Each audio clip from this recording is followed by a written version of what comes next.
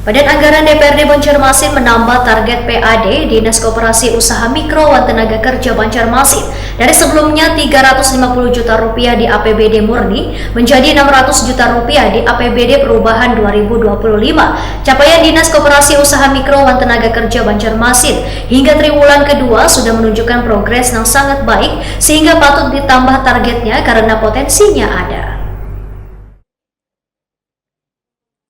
Badan Anggaran DPRD Banjarmasin menambahkan target pendapatan asli daerah Dinas Koperasi Usaha Mikro dan Tenaga Kerja Banjarmasin dari sebelumnya Rp350 juta di APBD murni menjadi Rp600 juta di APBD Perubahan 2025.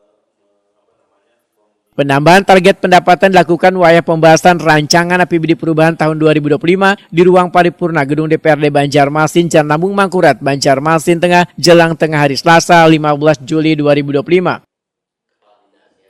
Wakil Ketua DPRD Banjarmasin sekaligus pimpinan Banggar Muhammad Isnaini menyatakan kenaikan target PAD untuk Dinas Koperasi Usaha Mikro dan Tenaga Kerja Banjarmasin dalam APBD Perubahan 2025 sangatlah logis.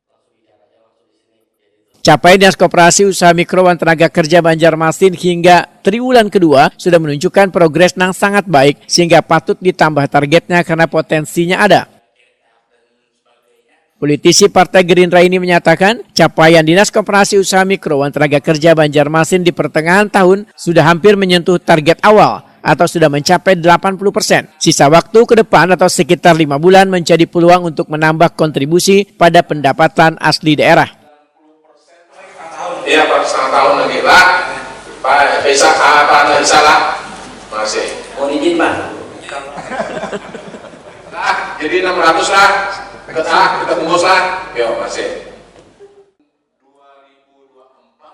Kepala Dinas Koperasi Usaha Mikro dan Tenaga Kerja Banjarmasin Isa Ansari menyatakan kenaikan disepakati setelah adanya pembahasan bersama Badan Anggaran DPRD Banjarmasin. Kenaikan target sebesar Rp250 juta berasal dari dua pos utama, yaitu retribusi pemanfaatan lahan yang kaya di kawasan Taman Kamboja yang naik Rp200 juta, serta retribusi mempekerjakan tenaga asing yang dinaikkan Rp50 juta.